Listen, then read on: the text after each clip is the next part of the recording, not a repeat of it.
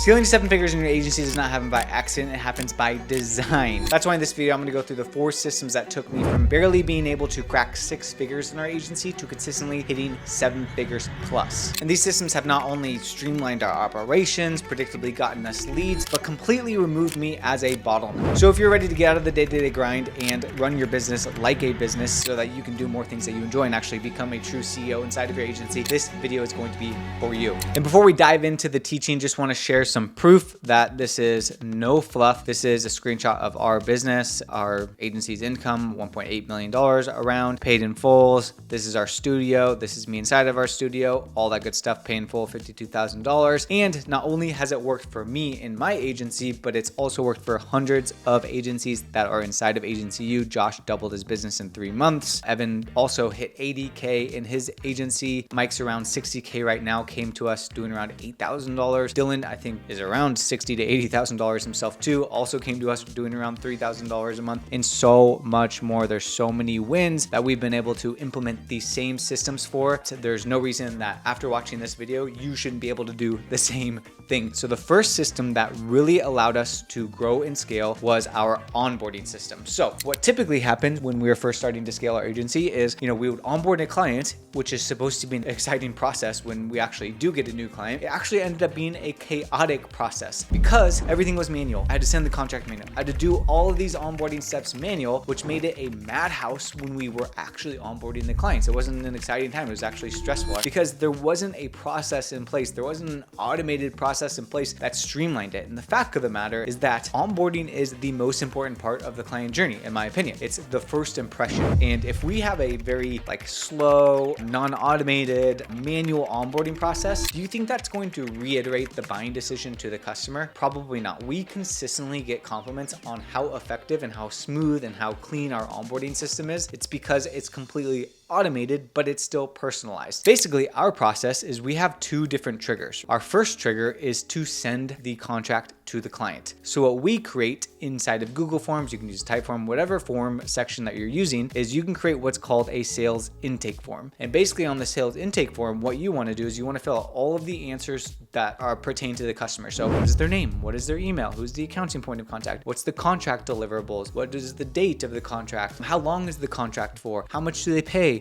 Is it monthly? Is it paid in full? We want to ask all of those questions because using a tool like Zapier, what we can do is we can use those answers, automate to other apps. So in this case, what we're going to do is we're going to use those answers for the next step to send the client a contract. Who hates sending manual contracts? I do. We want to completely automate that process. Then what we do is we use an app called esignatures.io. So there's a lot of different ways that you can send contracts. I'm personally a big fan of eSignatures because it only pays you per contract send, super affordable. It's really user-friendly, it's minimal. What we do inside of eSignatures is we just basically create a template for our contract, and we can pull information from the intake form and add it to the contract as fields. For example, on the right-hand side, we want to create a contract in eSignatures. So we're gonna use the template of new contract example. So signer name, we got that from the Google form. Client email, we got that from the Google form. Signer's company name, we got that from the Google form. And then what we can do is we can scroll down, and in the contract, what we can do is we can have little fields where we can plug in information that we're getting from the intake form into the contract. So for example, business name, deliverables, contract date, contract length, invoice amount, invoice terms. After you fill out the intake form, we'll automatically send it to the client, and you don't have to waste your time creating a manual contract. All you have to do as a salesperson when you're on a call with them after you send them an invoice is fill out the sales intake form, and this will automatically shoot over a contract to them. In addition, we have a ton of subtasks that go on. For example, we send a Slack message when we send a contract. We create them in our Notion database. We send them an email, like a welcome email, and a lot of other little things that we're doing. But this is the first step of automating your onboarding. And then after they sign the contract, we basically send them a welcome email with the onboarding form. So what we can do is we can take a trigger from eSignatures, and the event is contract is signed by a signer, and we want to filter using Zapier. So basically our filter is ends with X agency U. Basically, if we're using eSignatures for employment contracts and stuff like that, we don't want to send a welcome email that's for our clients because we use these signatures for a lot of different things. And basically what we're doing is we're sending a welcome email to the client, and in the welcome email we're saying, hey, here's your onboarding form, fill out your onboarding form, and we're communicating next steps. So we're inserting the onboarding form inside of email that we're automatically sending to clients, and then of course a Slack message, and then also a database update inside of Notion. So after they click on the onboarding form, we'll need to set up an onboarding form, get some basic information from the client. Like, don't make it excessive and make it take 2 hours to fill out a freaking onboarding form. Make it just enough information that you can go into an onboarding call feeling successful and feeling like you have a good grasp of everything that's going on. And then after they fill out the onboarding form, then what will happen is they will be automatically redirected to book an onboarding call. So this is completely automated. And then once they book the onboarding call, then they get the reminders for the onboarding call that's coming up. This is really simple to set up, but this is going to make a huge impact on your business. The next system that helped us scale to 7 figures and remove myself as the bottleneck was the lead gen system. So when I was first starting my agency, I was very much word of mouth, referrals, because I grew like heavily from word of mouth and basically Instagram and posting on Instagram. The problem is they dried up. The other problem is that it's a recipe for feast and famine. It was an unpredictable way to get business, which was not good. And then the other problem was I was the bottleneck. There's really 2 things that I want to go over that significantly helped us. The first thing is creating a lead gen system. I'm going to really break this into 2 different parts for us. I'm going to do it the process of getting leads, and then I'm also going to go in like how we're actually managing the leads so that we can scale beyond ourselves. Lead gen system. So we did heavy outbound, which basically we used instantly for cold email to produce income from that perspective. And then we also did inbound, which was ads. So there's a lot of different ways that you can get clients, but for the sake of this video, I'm going to talk specifically about our ad strategy that's working really well that I want to get you guys really in tune with. Basically, we have what's called the authority inbound funnel is what we call it. We're going to create 3 different ads, and the first ad is going to be a carousel ad. Basically, on the carousel ad, it's 7 to 10 slides making clients problem aware and selling solution. I'll show an example of what that looks like just from like a copy perspective. So slide number 1 is going to be a hook. But basically it's here's how we helped a real estate agent get 10 deals on Instagram without having to spend hundreds of thousands on Zillow every single year. That's an example if you're working with real estate agents. Here's how online coaches are predictably getting 5 new clients every single week without having to send cold DMs. Swipe to learn more. So that's like the hook example. And then basically 2 to 7 is going to be what I call the meat of the content. The meat is basically implication to their pain points, and then we're teaching them, which is basically framed as like a tweet. Like it looks like a tweet on the phone. I'm sure you've seen these from like a Twitter perspective, or it's like a graphic, it's a carousel. But the copy on the meat is basically bold implication, and then we're gonna teach. So let's just use the real estate example. You're wasting your money on Zillow. Okay, that's the bold implication to their pain points. Stop relying on word of mouth and referral. There's better ways out there to predictably get leads. And then the teaching, basically what we want the copy to say is situation, problem, and then teach. So most realtors spend hundreds of thousands on Zillow and are competing with themselves. And the problem is if Zillow ever shuts down or if Zillow raises their prices, they're tied to Zillow's platform. Instead, you need to create your own marketing funnel that can predictably get you clients on repeat without having to rely on an outside service, whatever it could be. That's the copy of the meat. And then basically the third part is going to be like slide 9 to 10, which is just like call to action. And then basically the other type of ad is going to be a tweet ad. So this will be an ad that's more like real estate agents. We will help you predictably add 10 new listing appointments every single week without having to spend thousands on Zillow every single week. DM me the word blank to learn more. Something short and sweet, similar to this, a little bit more direct response. Then last is going to be a follow ad. So what we're doing with these 2 is we're getting these 2 people to DM us. And then here, what we're doing is we're telling these people to follow us. Basically from like a follow perspective, what we're gonna say, if you're a real estate agent, you're relying on high cost of referrals, and you want to build and scale, but you're struggling with turning your Instagram into a social funnel to predictably get new clients, or you're struggling with how to stand out in a saturated market full of real estate agents, then if that sounds like you, go ahead and give me a follow here on Instagram and go through all my content where I show realtors just like you how you can predictably get new clients without having to rely on the expensive cost of Zillow. We want them to follow us. So if you're a niche and you want to achieve desired outcome, but you're struggling with pain point 1, or you're struggling with pain point 2, or you're struggling with pain point 3, go ahead and give me a follow here on Instagram and go through all my content where I show niches just like you how to achieve desired outcome. Okay, that is the framework. So now what we're doing is basically we're pointing everybody to our Instagram. You'll start to notice I'm getting like DMs and I'm getting followed. We want to appointment set inside of our DMs. We want to book the calls directly from there. That is like the predictable like ad strategy that I would run if I was an agency. What's extremely important is copy is spot on. This is proven if executed properly. Like I would say the non-ad here is like we got to be posting content, we got to be building our brand. And the reason this works really well is because not only are you getting traffic from like the DMs, but if we have content on our page, what's also going to happen is you're going to build trust. This is the 1-2 punch of building trust and doing more sales techniques. I mean, we also need to be creating content, and that's why this funnel is freaking cleaning up for agencies inside of Agency U as well as ourselves. So we get a client, like what happens? So what we're going to do is we're going to automate the DMs. We're going to set up a mini chat. We can set up an automation. So if we go to mini chat, we create an account, we can go to automation, and basically what we can do is anytime somebody DMs us a keyword, we can basically tag them and then automatically send them whatever we're sending them. In this case, if someone DMs me the word ops, we'll tag them ops, we'll wait a couple seconds, and then we'll send them something, and then we'll wait a couple more, and then we'll also send them another message. We want to be able to take action on this and track it and make sure we're having data from our lead system. So what we can do inside of Zapier is every time somebody has tagged a specific user inside of our Zapier, can add them to our Notion database to keep track of them. Because if we're just relying on mini chat or just like the Instagram DMs, like how do we know how many leads that we're getting, all that sort of stuff? So what we're doing is we're taking all of the people that are tagged a specific way, and then we're putting them into a CRM, like a lead CRM inside of Notion to actually track these. So how this looks, we have a board dedicated to leads. So what we're able to do is every time somebody is tagged in mini chat, they're going to automatically be added to this board as an opt-in. So we can pull their name, we can pull their Instagram handle, we can see the date that they opted in, we can see the status that they're in the opt-in, or we can see how many leads per week we're getting, how many leads per month that we're getting from creating the system. All we're doing is working off of this. So we're tracking every single thing that's happening. So we're also adding our followers that we're getting, if they are in fact qualified, and then we're tracking the opt-ins pretty easily using MiniChat. And then we can see we had 5 leads last month. We have 2 leads this month, and then we can basically change the status as needed. That is how we're staying on top of the leads. Similarly is when we actually book a call, what we can also do is we can create a page inside of Notion where we can track the booked calls. So if I set an appointment inside of Instagram, what I can do is I can send them calendar link, whether we're using Go High Level, whether we're using Calendly, whatever it could be, and we can automate it to this page for you or your closer to work off of. And we can create different views in here. We can see upcoming calls. We can see the board of it. And then when I open this, I can begin to see like all the information from them, which is really cool. If I open up the properties, I can see basically stuff. This was something that you'd ask from like the application form when they're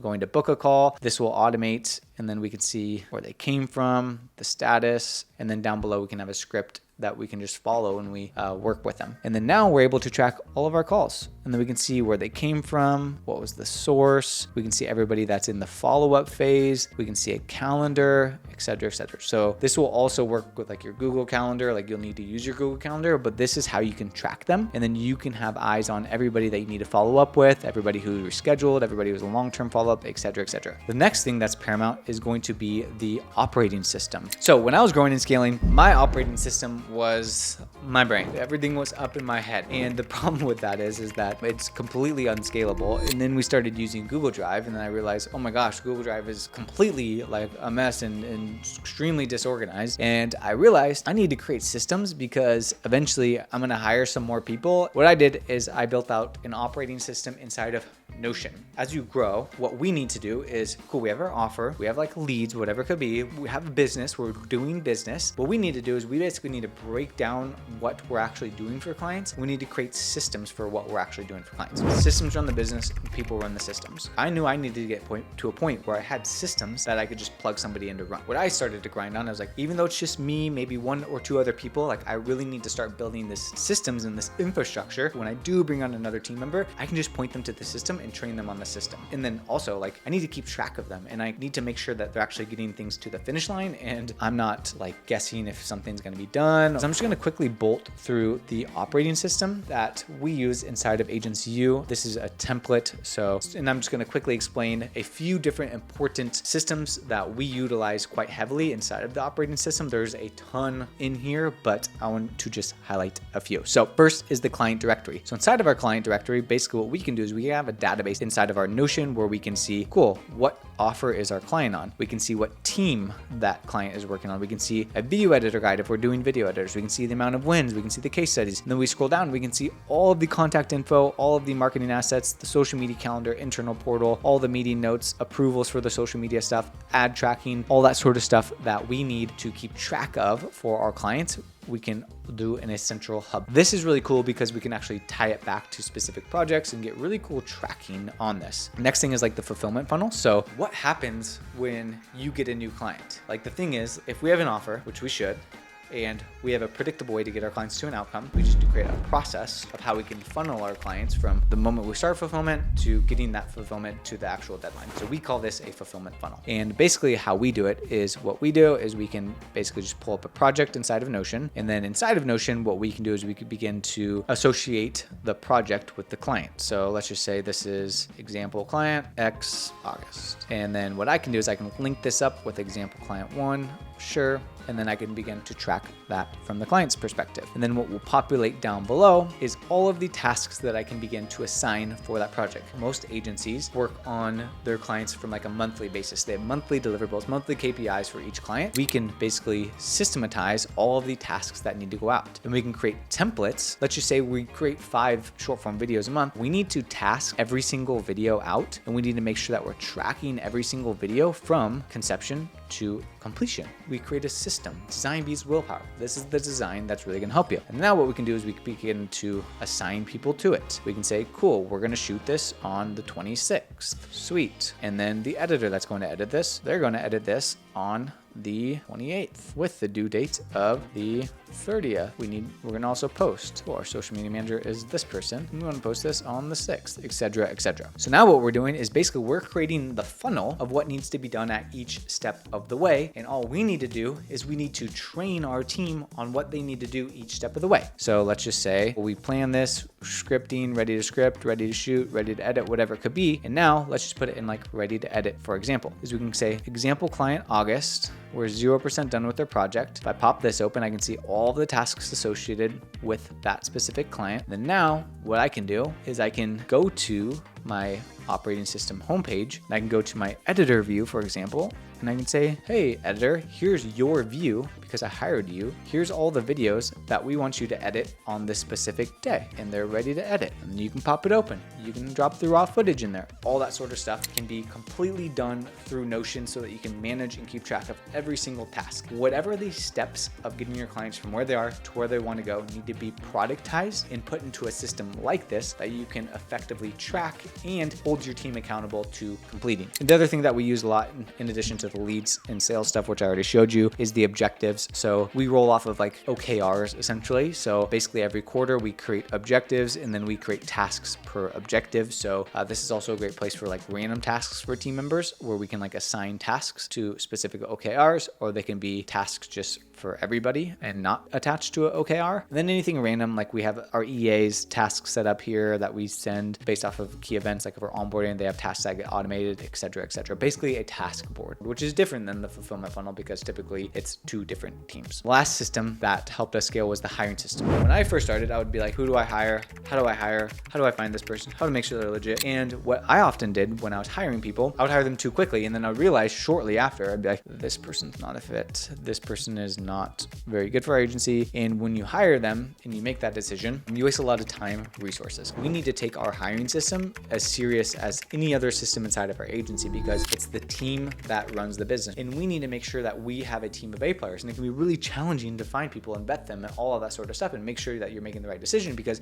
if you make the wrong decision, you're spending a bunch of time hiring them, interviewing them, and then you're spending hours onboarding them. And then we're in a space where basically any hour that we spend working is hour that could be used towards clients. What is the hiring system that will make sure we crush? We call this the talent acquisition funnel. What we want to do is, the first thing is we want to create a job description. From a job description perspective, what we need is we need the roles, responsibilities, and KPIs. And the most important part of the roles, responsibilities, and KPIs is the KPIs. We need what's called smart expectations per role. Those are the expectations that we can set, that we can track, and we can manage. Now that we have an operating system to actually track these mechanisms, we need to make sure that we're placing the right person in to hit those expectations. expectations, which will allow employee, the person that you're hiring, to know what success looks like in the role, and then for you to make sure that you have the systems in place to actually track and manage the employee and make sure that they're set up for success. And the more that we can set expectations for the team and set them up for success and give them expectations, the more they're going to thrive. The next thing is we want to create an intake form. So basically with the intake form, what we are doing is we are asking some basic questions as it pertains to their experience, as it pertains to that specific role. And after the intake form, what we're going to do is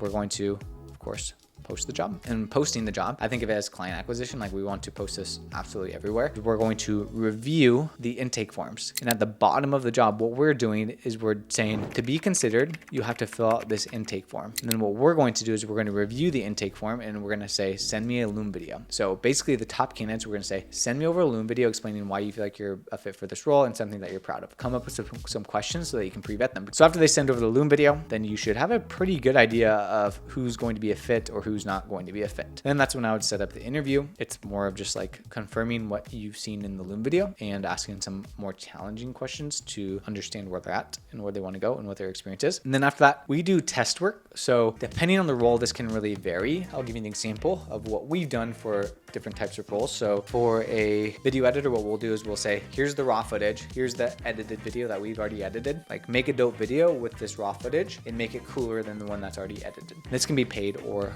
free. And after that, you should pretty much know who you want to hire from there. You can have a second interview, but you should feel pretty good. And then when we're hiring, we pretty much brand this as like a 30-day trial. Like if something did happen, then it wouldn't be a surprise. 30-day trial is what I would recommend with the hire. And then after 30 days, then you can make the official hire essentially. And then of course, the onboarding process of hiring an employee, just like onboarding a client, onboarding a team member is almost equally as important. So what we just need to do is we just need to have a system for onboarding. So we have a system that anytime that we onboard somebody, we basically have a full onboarding checklist that we take people through that is itemized literally by day, by hour, that we just kind of go through with each team member that we're bringing on. And we have onboarding presentations that we're going through and so much more. But we want to make sure that our onboarding process for our team is freaking dialed in. A lot of the first week is going to be heavy training on the processes, training on the system, all that sort of stuff. So that's pretty much it, guys. These are the 4 systems that really helped us refine our agency and scale to that 7-figure, hold that 7-figure mark. If you're watching this and you're like, dang, like these look really dope. This operating systems look pretty sick.